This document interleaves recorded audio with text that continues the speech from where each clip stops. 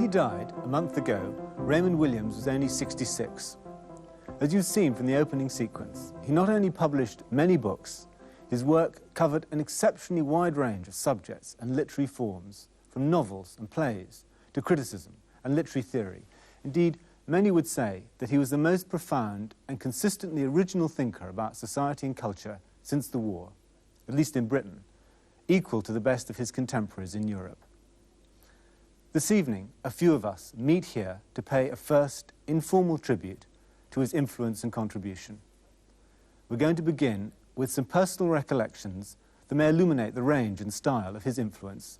Then, briefly, we hope to discuss the unity and scale of his legacy. Let's start with Dafydd Ellis Thomas, because Raymond didn't think of himself as British, but rather, as he said, as a Welsh European. Although Raymond Williams lived and worked in Cambridge for most of his working life, he never left the community of Wales. And he kept a very close interest continually in the everyday politics of Wales. And there are two particular political experiences of defeat really, in which Raymond Williams helped us to keep faith. One was the great failure of the devolution campaign in 1979. And I remember after I'd had to do a very difficult interview trying to explain away the defeat in Wales, Raymond sent me a card telling me how important it was to keep faith in a very traditional Welsh way. And then again during the miners' strike, he didn't appear on the picket lines, but he appeared at meetings where he explained the reasoning behind the miners' strike, the meaning of community. And this, I think, that whole struggle was central to his understanding of what working-class Welsh life was about. From 1961 to his death, Raymond worked in Cambridge, first as a lecturer and then as a professor. Among his initial students was Teri Eagleton. Raymond Williams and I arrived in Cambridge in the same year, in fact, in 1961. He as a college fellow, after a long stint in adult education, and me as an undergraduate, having taught for a year in a northern secondary modern school. It was hard to say which of us was the more alienated in this strange upper-class place, but the experience for me of hearing Raymond Williams lecture was quite extraordinary, because it was as though one saw somebody magnificently articulating with a kind of enviable ease and eloquence and intellectual sureness one's own most modelled and half-thought-out political feelings. And it was though Raymond was giving a kind of authorization to other people to speak, to see him in that strange and really quite unlikely environment, speaking out on behalf of the dispossessed and the alienated, with a kind of shrewdness and sureness that made one wonder where this was coming from. I mean, how could a man speak with such confidence in this way if he came from that kind of dispossessed community himself? And I think I realized only later that Williams could speak with that kind of eloquence and serenity because of an unusually strong experience of closeness and solidarity in the working class community he came from, which I think really propelled his political project throughout his life. I think of Raymond Williams as a political theorist, which is something very exceptional in England, and that sounds rather sort of snobbish and aloof. And I'd like to tell a story about a time when some of us were doing the interviews which ended up in Politics and Letters, and he was telling us about the people that were coming to see him as a distinguished professor and thinker. And a lot of them came from Japan. And he was telling us how they would always give him a present whenever they arrived. And after the second or third time, he felt that he didn't like this sign of his status. And so a young and rather poor Japanese student came in and gave him the usual gift. And so Raymond took an object from his own desk and returned it to the Japanese. And according to Raymond, the poor man was absolutely thunderstruck and said, "Ah, so," and plunged his hand into his briefcase to find another gift so that he could establish this superior status. And then reflecting on this, Raymond said that he then felt very sorry that perhaps he had come with just the right number of Japanese gifts for the people that he had to interview. And in fact, he had actually, so to speak, sort of upset his kind of economy by this gesture of trying to establish equality. And I felt there that there was something both about the way he did seek to be very egalitarian and the way he accepted his status also, but also the way that he refused, so to speak, the glamour and fame that could have been his, because he's kept true to the egalitarian feelings that he had for his work and for other people. The influence of Raymond Williams wasn't limited to those who knew and met him. Many people have been greatly influenced by reading his work, among them the writer and critic Judith Williamson. Well, my memory of coming across Raymond Williams's work is very personal, though I never met him personally. I spent my teens raiding bookshops for the Pelicans and Penguin specials and books which I felt would make sense in some way of the culture that I lived as a teenager and at home, television, pop music. And what I was learning at school, which nothing had really prepared me for, the kind of level of snobbishness and high culture that I was learning in my English classes, reading something like Culture and Society, the way that Williams brings together both studying literature and at the same time never letting go of lived experience and culture, made it possible for me not to go through that crisis, which I think many people do, either abandoning their home background or falling into kind of anti-intellectualism.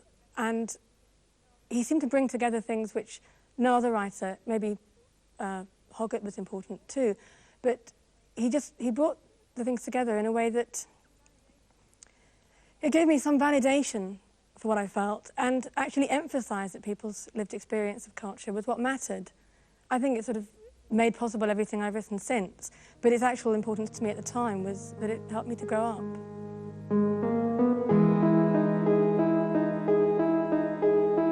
It was with the publication of Culture and Society in the late 1950s that Raymond Williams came to public knowledge. Stuart Hall knew him at that time. Well, I have at least two personal memories of Raymond that are important to me. One is, I think, probably the first time I met him in 1955 or 56 in Oxford, and we were talking with him as people who'd been trained in literary criticism about the tension which we felt between, on the one hand, the sort of dominant reading of English literature and English literary traditions, which was enshrined in Leavis's work, and on the other hand, the attempt to try and make sense of this in some sort of socialist perspective. And Raymond said in that characteristic way of his, well, I've been thinking about and writing about that too, and offered to show us what in fact were two chapters of Culture and Society, which we took away that summer, so the summer of 1956. And it's in the middle of reading those chapters that we got the news, first of all, of the invasion of Suez and then of the Soviet invasion of Hungary, which in fact was the birth of the New Left, in which he was an absolutely pivotal figure. But another story, which in some ways more personal and more characteristic, was when in 1966, a number of us, including Teri Eagleton and Raymond and Edward Thompson and a number of others, met together in Cambridge to draft what became the May Day Manifesto. And we met in Raymond's rooms in Jesus College, which were in fact Coleridge's rooms. And it struck us all as so incongruous, you know, to meet to make this profound socialist statement in the midst of Jesus College, Cambridge. And Raymond was the only person who didn't find this at all incongruous. I mean, he just thought it was a very good place to meet, just like Cambridge for him all his life was a very good place to do serious intellectual work in. And I've never lost the sense of that, because so many intellectuals, including socialist intellectuals, have been profoundly remade by their engagement with Oxford or Cambridge and so on. And Raymond simply just was never touched in that deep way by it.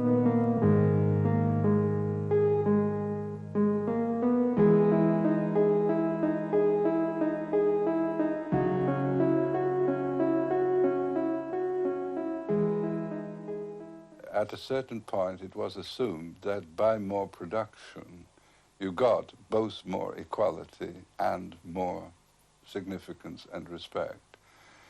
And you have only to look at the most productive economies in the world, let alone ones which, like Britain, are relatively poor in production, to see that it doesn't matter how much you increase production in this gross way that was then thought about.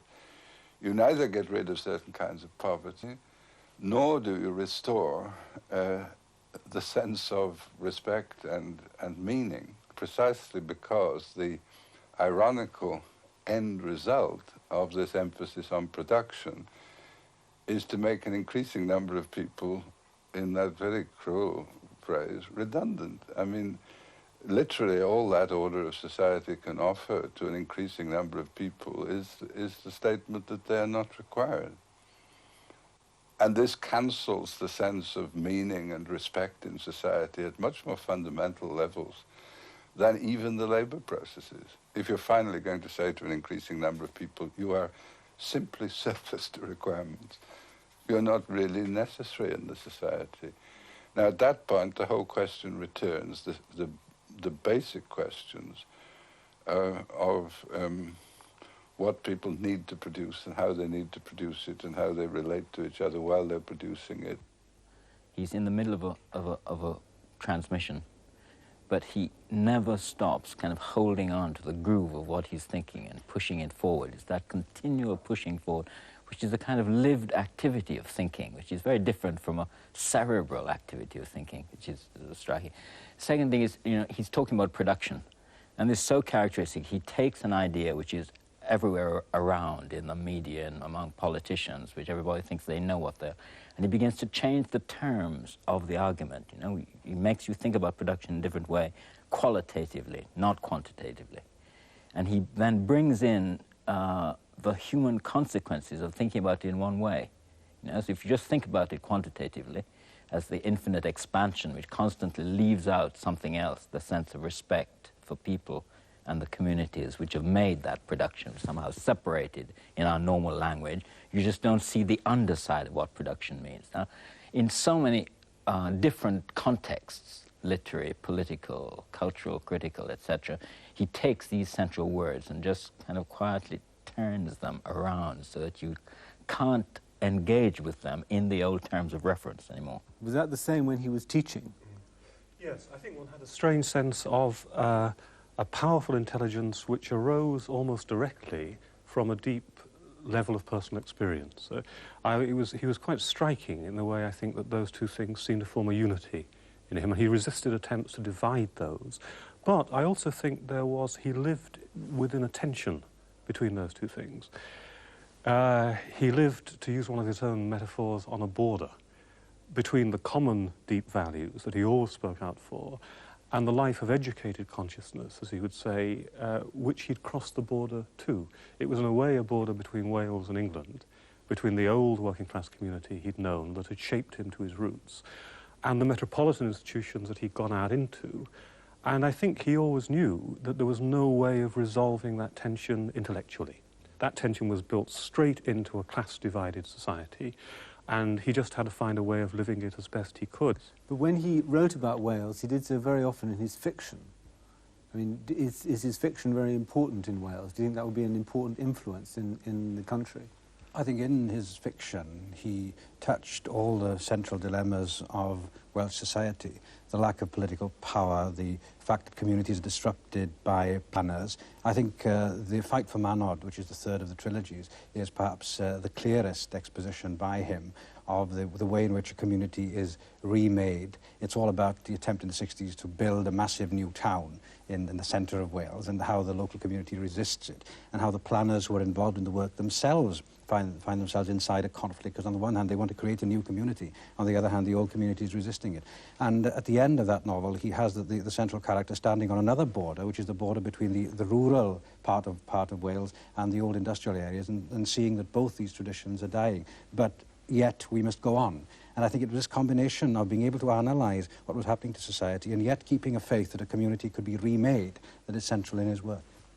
But I'm struck by the fact that of two things that are missing, it seems to me, so far from this discussion, and often from the idea of Raymond that is projected, because this idea is of somebody who is part of a community and part of a very, so to speak, English-British problem. But there were two very important parts of his work, for me at least. One was his work on drama, which he wrote about, and he was the professor of drama.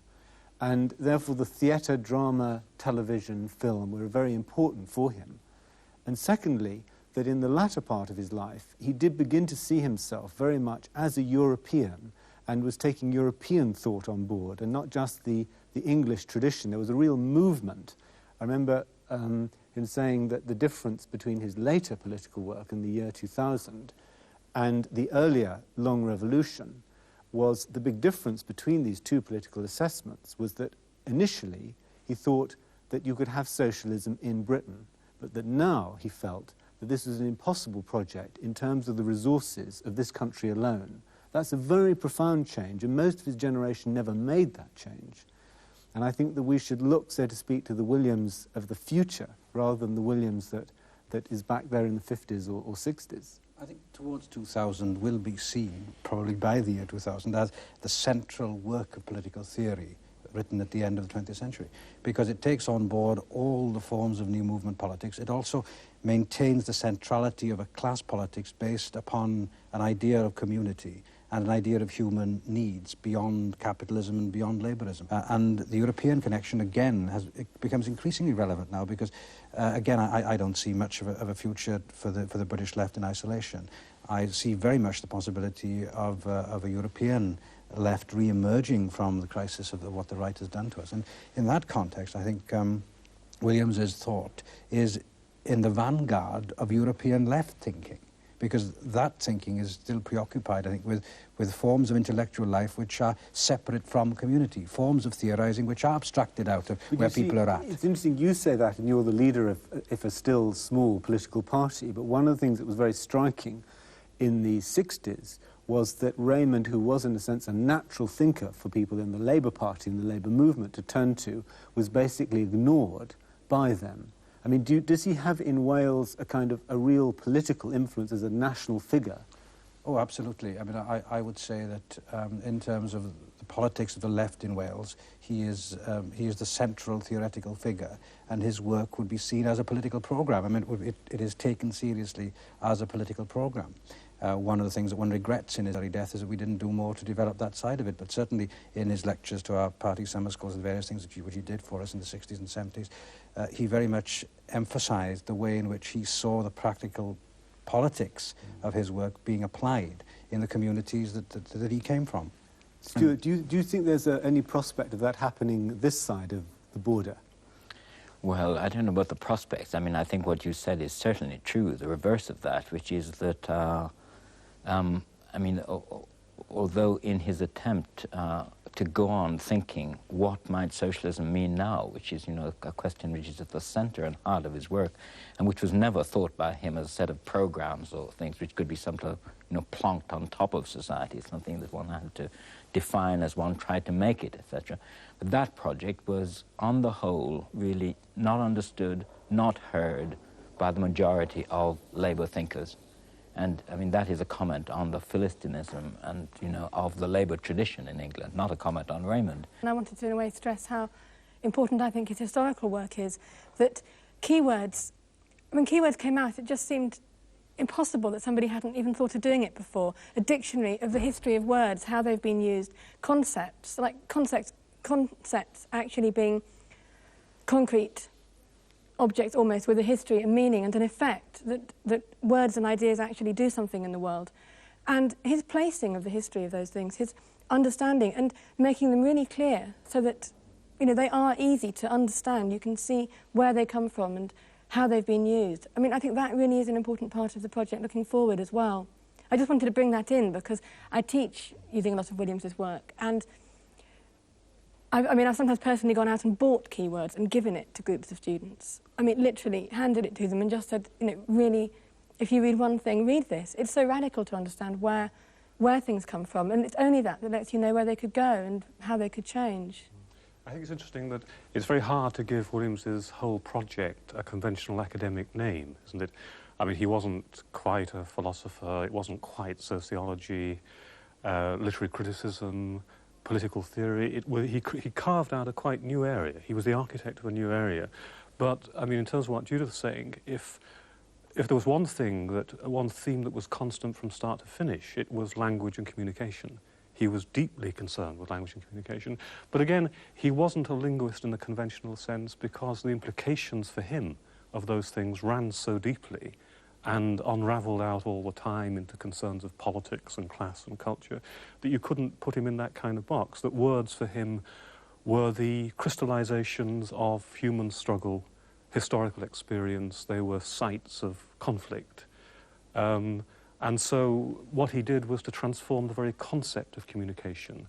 Actually, what I was thinking is that for my generation, his work is like a sort of backdrop. I mean, I think people might not realise, people don't realise, and certainly students I teach who are like another generation again, don't realise in some ways how radical his work was, because it just forms a complete backdrop for the whole field of sort of media studies, thinking, talking about television.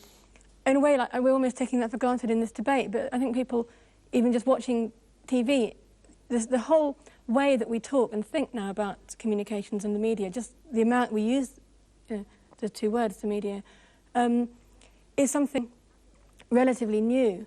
And that Williams's work, like his work on television, the book Communications, I mean, I remember it with the Pelican special. One of the powerful things about that book, actually, was not only did he analyse the media, but he ends with a quite bold, practical set of proposals for their social ownership and control. I hope I can say this in this context. That right from the outset, he was talking about political power, wasn't he, in communication? And towards the end of his life, in an interview I did with him, when we spoke about the enormous power of the media in re-electing Thatcher, he and what could be done about this and various proposals of reform, he said simply, these people have to be driven out. Though he presents us with, at times, with a very sharp choice between the old industrial capitalist order and its civilization and values and some alternative socialism, his socialism was never thought of or felt as complete. Yes? I mean, one would then, the argument would then just start, you know, we would then have to go on in new terms, yes, arguing what this was about, what this meant, etc. So there is that sense of kind of an unfinished project, which isn't easily measurable between the time when he has no influence and the time when he will. You know? It's more the kind of instance he gave of what socialism would be like at full stretch. And that has something to do with the question about complexity. Because I think, you know, from the beginning to the end, what attracted people to him was precisely this recognition of complexity. You know, that everything had to be thought in terms of the difficulty. Of course, it was difficult. It's a complicated society. Making a new society and defining what a new social order is like is a huge act of common imagination. And of course, you need to be thinking all the time in order to do it right. And that he's kind of both talked about that and, in a sense, exemplified that. You could see that was what he was doing. So in that sense, he doesn't lead us to think about a socialism which would come. You know, it is like being with Raymond. That's what it would be like. I wrote this story, this experience, in my first novel, Border Country.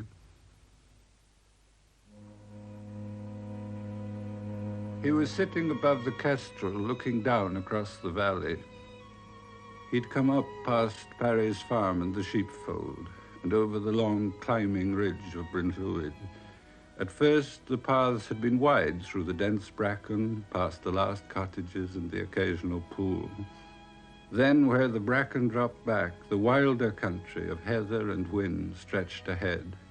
The paths became narrower, the air colder, and the mountains around took on different shapes, their moulding clearer.